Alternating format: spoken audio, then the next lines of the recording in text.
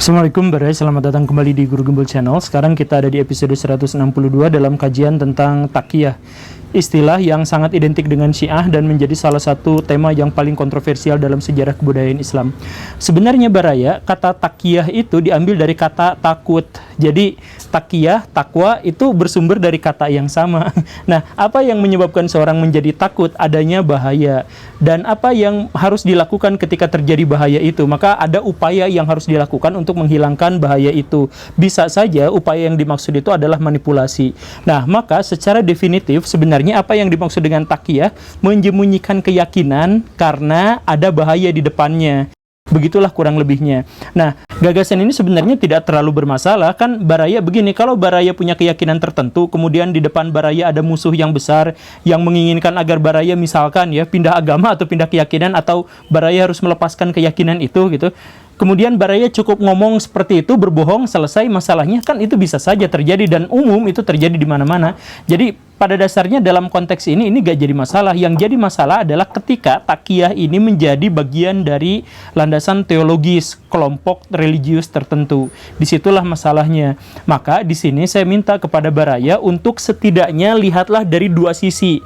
Kan biasanya kalau kita lihat orang minoritas yang dianggap sesat, misalkan Ahmadiyah atau Syiah, kita biasanya pakai kacamata kuda gitu, ngelihat hanya dari satu perspektif, dari satu sisi. Ada begitu banyak video-video channel-channel yang membahas satu tema hanya dari satu sudut pandang gitu. Nah kan itu nggak adil, nggak cocok. Tabayun dulu, ngobrol dulu. Nah, kalau Baraya tidak bisa tabayun, tidak bisa ngobrol, karena khususnya orang-orang Syiah itu kan taqiyah terus-terusan, maka yuk kita nonton video ini. Saya janjikan video ini multi perspektif. Ayo kita mulai.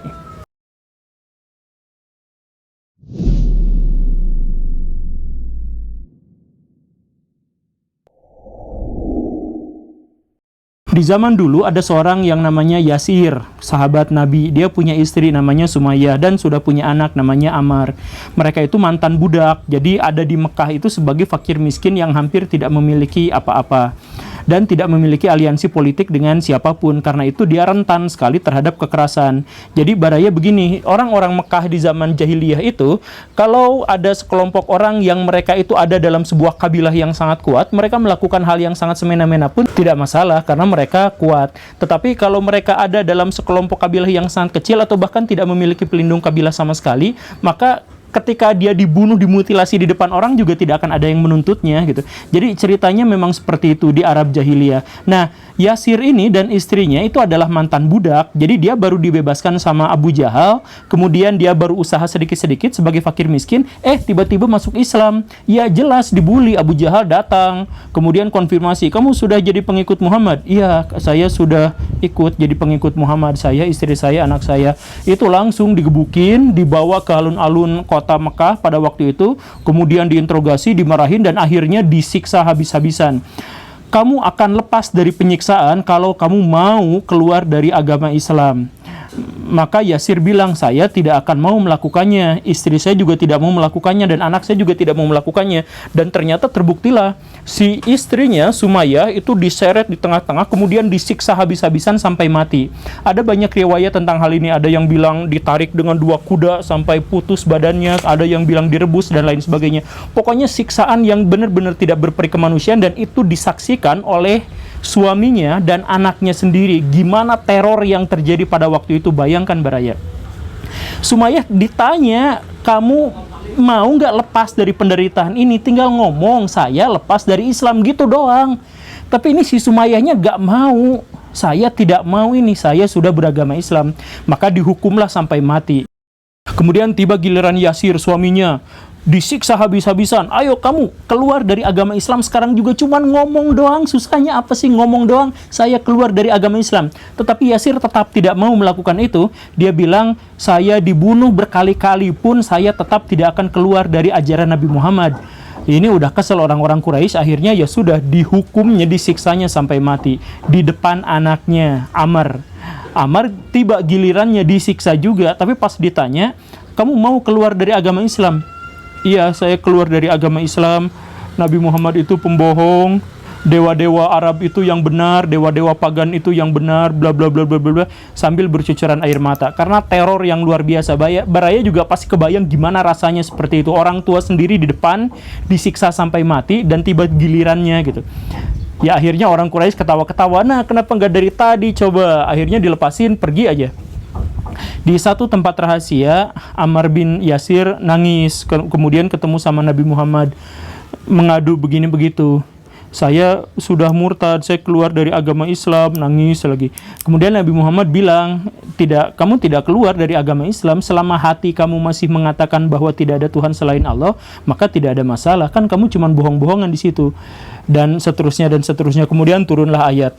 Nah, begitulah ceritanya. Lalu apa hubungannya dengan takiyah? Disinilah sejarah takiyah itu dimulai, Baraya, bahwa takiyah itulah yang dilakukan oleh Ammar bin Yasir. Dia terancam nyawanya, karena itu dia melakukan atau mengatakan kata-kata pemurtadan, bahwa dia sudah keluar dari ajaran agama Nabi Muhammad, membantah keyakinannya sendiri untuk mempertahankan hidup. Nah, jadi sampai sejauh ini pun sebenarnya tidak ada masalah. Baraya di mana-mana pun ceritanya akan selalu sama. Dalam kondisi yang paling darurat, hukum itu menjadi hilang. Nah, masalahnya apa? Masalahnya kenapa Syiah jadi takiyah terus-terusan? Emangnya darurat terus-terusan? Begini ceritanya, Baraya. 30 tahun setelah Nabi Muhammad wafat, itu ada kekisruhan besar di dunia Islam. Sekelompok orang menginginkan agar yang memimpin setelah Nabi Muhammad itu adalah keturunan Nabi Muhammad atau orang yang sangat dekat dengan Nabi Muhammad secara kekeluargaan, garis keturunan, yaitu Ali bin Abu Thalib dan kemudian keturunannya. Kemudian kelompok kedua menyatakan bahwa kepemimpinan setelah Nabi Muhammad itu harus diberikan kepada syuro, kepada musyawarah, biarkan siapapun yang dipilih oleh masyarakat untuk menjadi pemimpin. Sebenarnya kisruh ini hanya cekcok mulut saja awalnya, tetapi tahun demi tahun, waktu demi waktu, sudah terlalu banyak terjadi perubahan, maka ini berubah menjadi perang antar dua kelompok. Kelompok yang satu disebut sebagai kelompok pemerintah, kemudian kelompok yang lain disebut sebagai kelompok Syiah, kelompok oposisi. Nah, ini pun sebenarnya sempat mereda di masa pemerintahan Muawiyah, karena Muawiyah menjanjikan, sayalah sekarang yang berkuasa, nanti setelah saya akan serahkan kekuasaan kepada syuro, dan syuro sudah memutuskan bahwa pemimpinnya itu adalah Hasan. Sudah disepakati, ya udah deal. 20 tahun berjalan, Muawiyah santai-santai saja, peradaban Islam maju pesat. Tetapi kemudian menjelang Muawiyah wafat, Muawiyah takut terjadi kekisruhan di mana-mana, dan karena dia juga ya sebagai manusia dia juga punya ego. Kemudian dia serahkan tahtanya itu kepada anaknya Yazid. Yazid itu tidak pernah ketemu sama sahabat-sahabat yang lain, bahkan dengan bapaknya sendiri pun dia jarang sekali ketemu. Keputusan inilah yang akhirnya membuka luka lama. Kan ketika Muawiyah habis masa pemerintahan, seharusnya diserahkannya kepada Hasan. Kalau Hasannya sudah meninggal, ya kepada Hussein. Kenapa malah ini diserahkan kepada anaknya Yazid yang tidak tahu apa-apa soal agama? Maka banyak orang-orang protes terhadap Yazid. Gak terima legitimasi kekuasaannya dipertanyakan, Yazid marah-marah. Dia panggil orang-orang, siapa yang tidak setuju dengan kekuasaan saya? Kan khalifah sebelumnya itu adalah ayah saya. Kalau ayah saya meninggal, ya khalifah diserahkannya kepada saya dong. Gimana ini? Dipanggilin itu sahabat-sahabat yang lain, ya biasanya yang besar-besar gitu. Abdullah bin Zubair dipanggil. Kamu mau nggak bayat sama saya? Nanti saya pikir-pikir dulu. Saya tunggu dalam waktu yang sesingkat-singkatnya. Tanya Hussein, kamu mau nggak? Saya pikir-pikir dulu. Ini gimana sih tanya-tanya semua, pikir-pikir dulu gimana? Nanya lagi sama Ibnu Umar, anaknya Umar bin Khattab. Woi, kamu gimana pendapat kamu? Mau nggak bayat sama saya? Ibnu Umar pada waktu itu berpikirnya diplomatis jawabannya.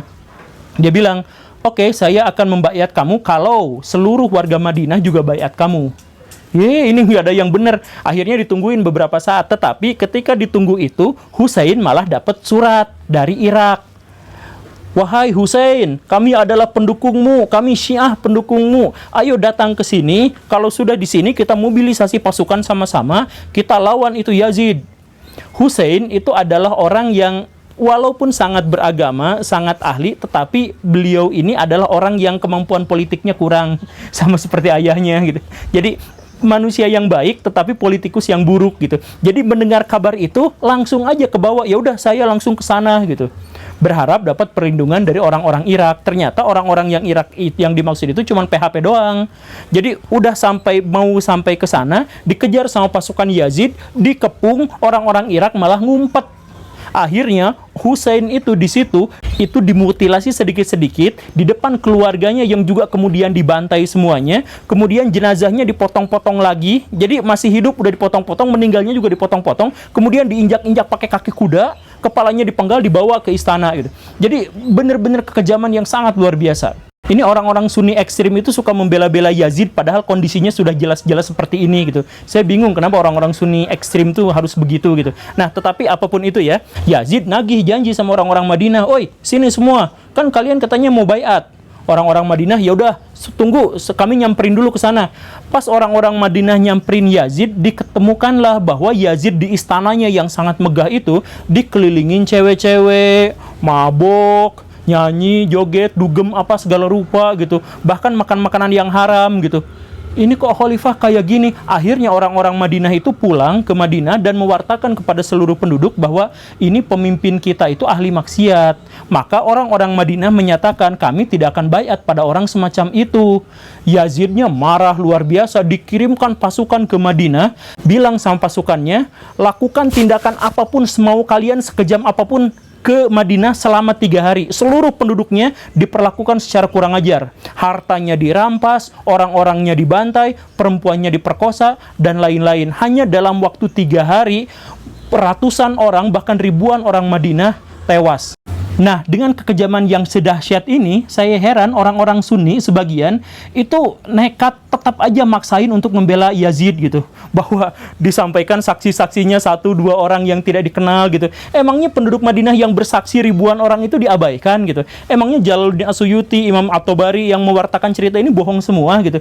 Jadi sekarang itu umat muslim itu pecah jadi golongan-golongan, kemudian mereka itu asobiah, ekstrim terhadap golongannya. Yang saya bilang itu parasit-parasit dalam agama gitu. Nah, sesudah bikin golongan ini, apapun yang terjadi pada golongan ini harus dianggap benar gitu. Jadi kalau ada yang mendukung misalkan Yazid, itu mau salahnya kayak gimana pun dianggapnya benar gitu. Karena itu adalah satu golongan gitu. Nah, sekarang di golongan yang lain, golongan yang Syiah. Jadi ketika golongan sebagian orang yang kelak, nanti ya jauh lagi itu ada orang yang mengklaim Sunni dan membela Yazid, kelompok yang satu lagi yang namanya Syiah itu habis-habisan mengagung-agungkan secara berlebihan Husain dan keluarganya dan peristiwa-peristiwa yang melingkupinya. Jadi misalkan peristiwa Karbala itu dibuat lebay sama orang-orang Syiah. Misalkan ada hujan darah, ada suara-suara tangisan dari langit, ada apa cerita-cerita yang bombastis seperti itu. Nah, kenapa muncul 2 kelompok yang sangat bertentangan ini? Karena ada kejadian ekstrim di masa lampau. Makanya saya ajak kembali Baraya. Baraya, kalau Baraya adalah seorang muslim, jangan bikin golongan. Karena dalam Islam itu bikin golongan itu haram, bahkan mendekati kemusyrikan. Tapi sekarang orang-orang Islam malah bikin golongan sendiri gitu ya. Kemudian menjelek-jelekan golongan lain, bikin channel YouTube menjelek-jelekin golongan lain. Enggak, dalam Islam itu harus bersatu, harus bersaudara, harus baik-baikan. Tapi kan sekarang mau bikin semua, ada yang namanya Syiah, ada yang Ahlu Sunnah, ada yang namanya Mu'tazilah dan lain-lain. Bikin parasit-parasit sendiri dalam agama. Gitulah. Nah, sekarang kita lanjut ceritanya. Ini orang-orang Syiah itu diinjek-injek terus-terusan, bukan hanya 10-20 tahun, tapi sampai seterusnya. Masalahnya setelah Yazid wafat, penggantinya itu adalah orang yang satu dinasti dengan dia. Penggantinya lagi satu dinasti dengan dia. Begitu seterusnya sampai 70 tahun kemudian. Maka sepanjang itu orang-orang Syiah itu disiksa, dihujat, diinjek-injek sampai benar-benar mereka tidak bisa berkata apapun di muka umum. Karena kalau mereka berkata-kata di muka umum tentang sesuatu, mereka bisa aja dipotong lidahnya. Bahkan pemerintah dinasti Umayyah mengatakan khotib Jumat, khutbah Jumat itu harus disertai dengan celaan terhadap Ali bin Abi Thalib dan para pendukungnya, keluarganya, semuanya. Itu aturan resmi dari pemerintahan. Ini diganti akhirnya sama Umar bin Abdul Aziz.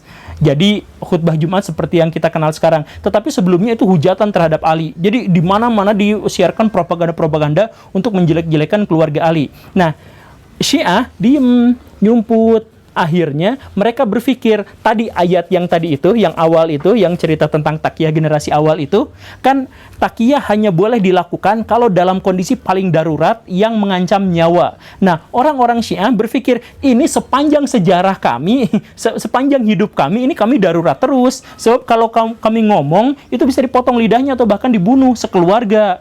Kan takut, karena itu mereka akhirnya takiyah seumur hidup. Nah, inilah akhirnya yang membuat Syiah itu menjadi lebay dan akhirnya menyimpang. Coba orang-orang Syiah belakangan Al-Kulaini misalkan mengatakan orang-orang yang beragama itu harus bertakiyah. Siapa yang tidak bertakiyah itu berarti orang yang tidak beragama, ateis. Kan sampai mengatakan yang seperti itu. Kemudian ulama yang lain mengatakan bahwa takiyah itu wajib, sama seperti halnya wajib sholat 5 waktu. Kalau tidak bertakiyah berarti sholat 5 waktunya batal gitu.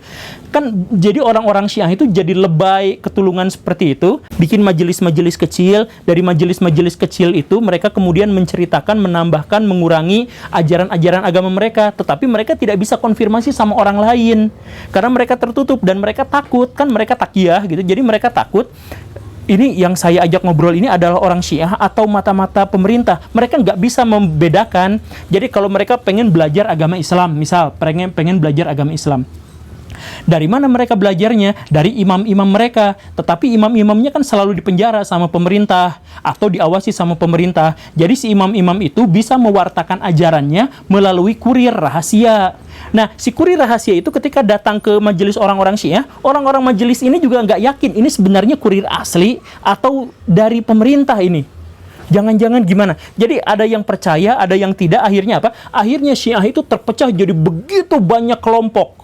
Tidak ada kelompok dalam ajaran Islam yang perpecahannya itu sampai separah Syiah gitu. Memang di antara sekian banyak pecahan-pecahan Syiah itu nggak semuanya takiyahnya habis-habisan gitu.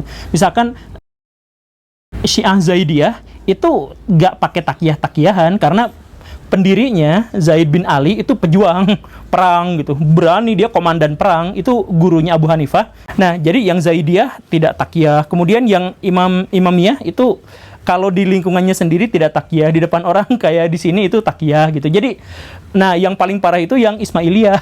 Ismailiyah itu bahkan sama Syiah yang lain pun takiyah gitu. Makanya di antara Syiah, kan saya bilang tadi, Syiah itu perpecahannya paling lebay di antara dunia Islam. Nah, Ismailiyah itu yang paling lebay di antara semua Syiah gitu. Bahkan mereka itu kalau ngobrol, itu mereka bikin sandi sendiri, kode rahasia yang tidak diketahui sama kelompok lain. Misalkan kata-kata, saya pengen makan batagor. Sebenarnya itu artinya adalah ada musuh di balik gunung gitu. Jadi kata-katanya semuanya bersayap, dan mereka sendiri kan tidak paham dengan kata-kata itu, tidak semuanya paham. Akhirnya berselisih lah, bingung satu sama lain, perang gitu. Tidak diketahui sampai sekarang. Misal, pecahan yang paling lebay di antara Ismailiyah, misalkan ada yang namanya Druse atau Duruz, yang sekarang ada di daerah Timur Tengah, di Lebanon gitu ya, di Suriah, yang kayak gitu. Itu sampai sekarang saya juga bingung. Dia diklaim oleh orang-orang Sunni dan diklaim oleh orang-orang Syiah sebagian sebagai bukan lagi orang Islam karena dia sudah mempertuhankan Al-Hakim bi Amrillah, Khalifah dinasti Fatimiyah gitu ya. Nah, tetapi klaim itu, tuduhan itu sama mereka nggak dikonfirmasi, nggak bisa diklarifikasi gitu. Kata mereka, enggak, kami sebenarnya memuja Tuhan, itu mah Al-Hakim biasa aja, wali menurut kami gitu. Nah, ketika ada pengakuan seperti itu, kita nggak tahu dia itu bohong atau enggak, takiyah atau enggak gitu. Jadi kalau dia dianggap keluar dari agama Islam, kita juga nggak tahu gitu. Makanya di sini saya minta kepada orang-orang Syiah, kalau ada ya di sini, takiyah itu bukan ajaran agama. Takiyah itu adalah ajaran dari sekelompok orang yang merasa diintimidasi oleh kelompok masyarakat yang lebih besar pada waktu itu.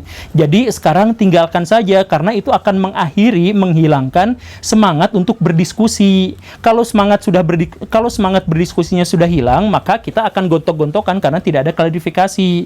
Gitu kan? Nah, contohnya yang dulu kan Syiah itu akhirnya hancur gara-gara takiyah.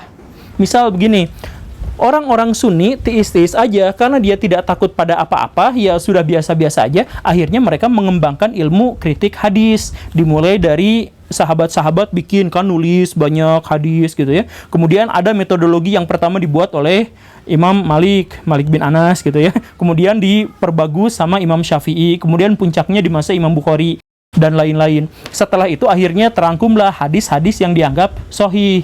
Kan begitu kalau di dunia Sunni. Kalau di dunia Syiah itu gak ada cerita yang seperti itu.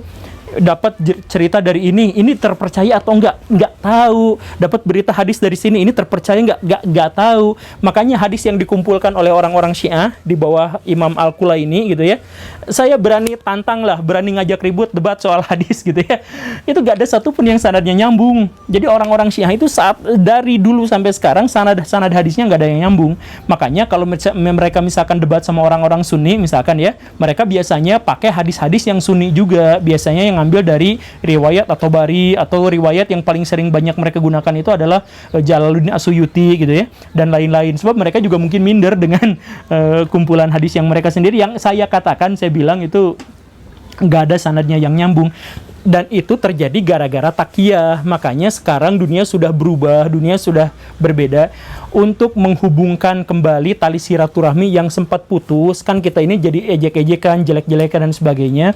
Untuk orang-orang Sunni, saya minta jangan mengintimidasi kelompok lain, apalagi yang minoritas. Baraya yang Sunni itu jangan kena sindrom arogansi mayoritas. Kalau ada yang sesat-sesat yang aneh-aneh itu, rangkul, bukannya malah diintimidasi, dihujat, diusir dan lain-lain gitu. Kan mereka akhirnya jadi takiyah juga. Kalau udah takiyah nggak ada klarifikasi lagi. Kalau udah gitu terus aja musuh-musuhan terus. Emangnya kita mau musuh-musuhan terus? Kan enggak. Kita itu manusia bersaudara gitu, jadi rangkul. Nah, untuk orang-orang yang Syiah, saya bilang ini dunia sudah berubah. Baraya, hilangkan saja takiyah itu bukan bagian dari agama, jelas bukan bagian dari agama. Dalilnya mana? Temukan. Paling mereka sebut dari ulama anu kan, ya ulama-ulama itu adalah ulama-ulama korban intimidasi di masa lalu. Coba ngambilnya Quran atau hadis atau dari imam-imam, soklah cobain. Tetapi kan itu yang imam-imam juga diragukan apakah itu asli atau enggak ya. Nah, tapi ya apapun itulah. Dan buat dunia Islam secara umum, saya mau bilang seperti ini Baraya. Islam itu sekarang adalah salah satu agama yang terbesar di dunia dilihat dari populasinya, tetapi paling ketinggalan dalam teknologi, paling ketinggalan dalam hak asasi manusia, dalam penerapan demokrasi, dalam hal ekonomi dan lain-lain. Kenapa begitu? Karena kita diributkan oleh hal-hal detail yang nggak jelas. Prinsip awal orang Islam itu adalah bersatulah dalam satu jamaah. Jangan bikin kelompok-kelompok jamaah, itu haram. Itu menghancurkan. Quran bilang seperti itu, hadis bilang seperti itu, jangan dilanggar. Ini malah umat Islam bikin kelompok-kelompok.